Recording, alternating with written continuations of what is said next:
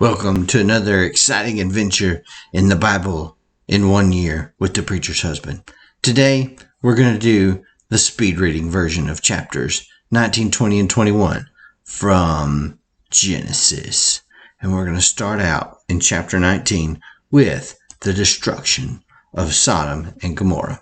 So here we find two angels enter the city of Sodom, and they run into no other than Lot, sitting at the gate saying, come on in, come and get your feet washed and come and have something to eat and bed down for the night. And the angel's like, nah, we want to go stay in the middle of the city. And Lot's like, hey, I don't want to do that. That is not a good idea.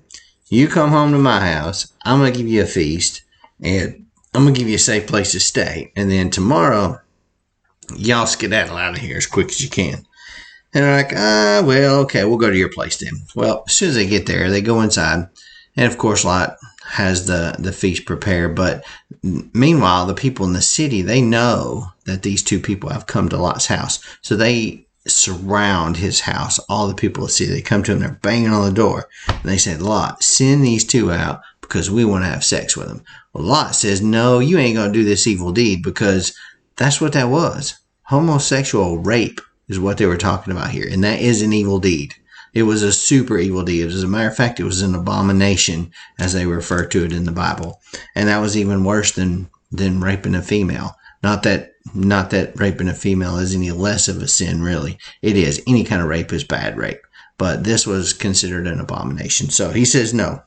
Well, they decide they're going to bust down Lot's door. But the angels intervene, and they hit the two guys, and he strikes them down with blindness, so they couldn't find the entrance to Lot's door. So anyway, as the night falls, basically the angels explained to Lot what's going to happen. They said, you need to get out. You need to get out and go. You need to leave. Don't look back and don't stop until you get to the mountains. And Lot's like, I don't know if I can make it to the mountains in time. That's a whole long way. What if I just go to Zoar? And they're like, fine. Just go to Zoar. Get out. Don't look back. And don't stop running. Run for your lives. So they run for their lives that morning. And guess what happens? Lot's wife didn't do what the angel said. She turned back. She looked back. And she turned into a pillar of salt.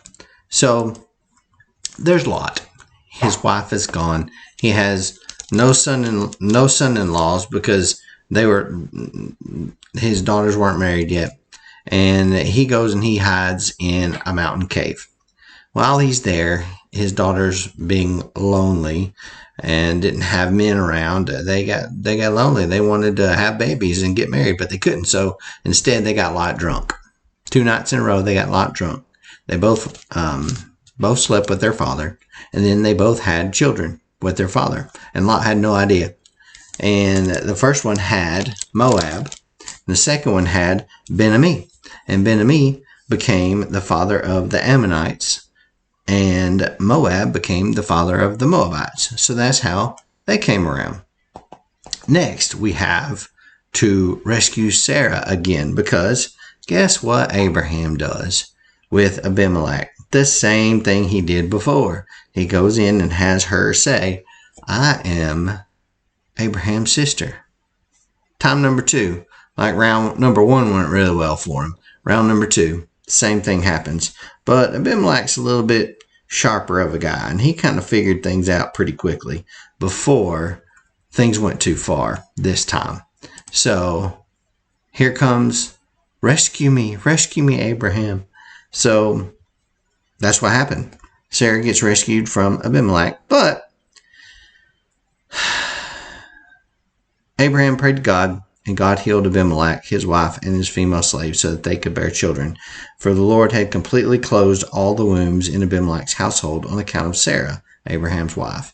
You see, he was going to be plagued and cursed too as well until they straightened things out.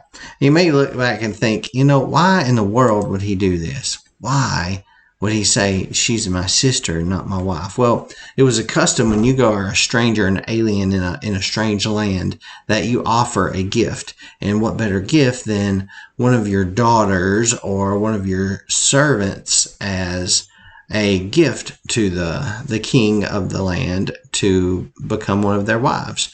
A lot of kings love to take wives from the visiting people or the people who came to live with him as aliens. But Abraham only had Sarah still. He didn't have any daughters. And of course, Sarah did have maidens, handservants, as they would call them, slaves. But typically it would be a family member that the person there would want. So that's why he did that. And if they feared God, it was okay, because they would have the similar moral standards. But Abraham feared that Abimelech did not fear God and did not have the same moral standards and would have killed him to take Sarah anyway, regardless of whether he was wife or sister, whether she was wife or sister, either one. So there were some cultural issues there with that.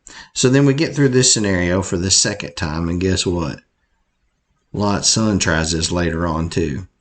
As if the first two times weren't enough, Isaac's going to try that later on too. So here she is rescued, but then we get to chapter 21, and guess what? Isaac is born. God came through on his promise. Isaac is born. And as Isaac grew up, him and Ishmael started wrestling a little bit, getting into some tussles, and Isaac began to pick on Ishmael a little bit. So anyway, long story short, Abraham had Ishmael and Hagar sent away, but God promised him that he was going to take care of them too. So God did take care of them. God took care of Hagar and took care of Ishmael, and he began his own people.